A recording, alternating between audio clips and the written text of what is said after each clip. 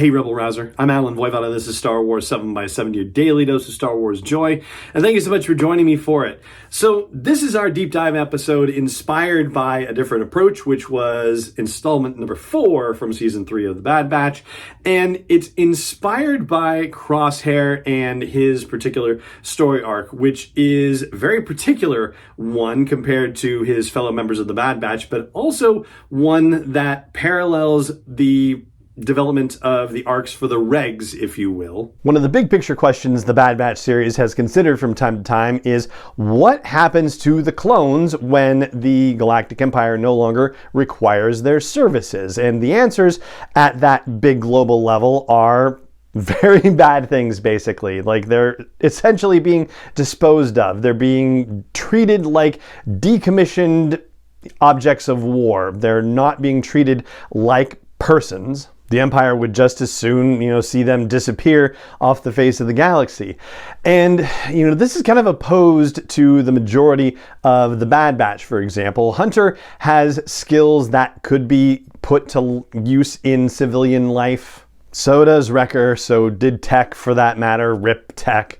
But Crosshair actually falls more in line with the regs in terms of what his particular skill set was, where like anybody can put Wrecker to work because somebody always needs stuff moved around, or putting Tech to work, for example, because somebody always needs somebody who's good with computers and whatnot. Crosshair is good for one thing, which is shooting people. Not exactly a transferable skill to civilian life. I would not call being a mercenary or a bounty hunter civilian life, for example. But to make things worse, the Empire has actually done damage to Crosshair's capability to do the one thing that he is especially good at. We know this because we've seen him in the 3rd episode, the episode where they break out of the Tantus prison, missing shots for the first time because he's got the shakes in one of his hands. The damage from that may have started with his extreme weather exposure in that episode, The Outpost.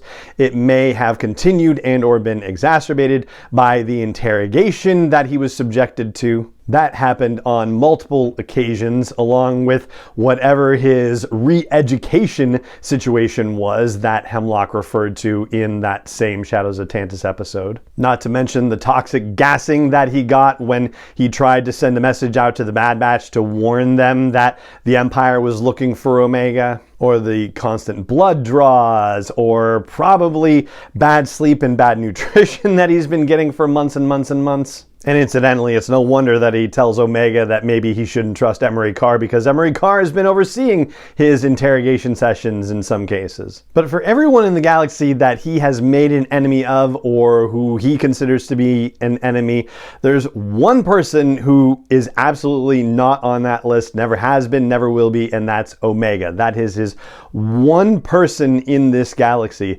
And in that way, the Crosshair-Omega relationship is almost ready to develop into a sort of Mandalorian and Grogu relationship. Similar to the Mandalorian, weapons are kind of part of what Crosshair's religion would be if he had an established religion. And like the Mandalorian, against the initial instincts that he has about things, he ends up being a protector. So now Crosshair is returning to the rest of the Bad Batch, and he is not the man that he was when he first left them. He has been disillusioned about the Empire. He's dealing with a debilitation of his physical skill set. He's been emotionally demoralized. But if there's one thing in the galaxy that he can be, now that he is back with the Bad Batch, he can be a protector of this girl. He can be a protector of Omega. So what we're going to see with him for the rest of the series, very likely, is how he comes to grips with this as he reassimilates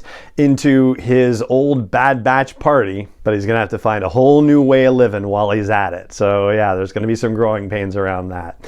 And that's what I've got for you on our deep dive episode related to a different approach, which was episode 4 from season 3 of The Bad Batch. And that is going to do it for this episode of the podcast. If you like the show, please help more people find out about the show. You can do that in 3 easy ways. One of them is to leave a rating or review on your favorite app if you haven't done so already.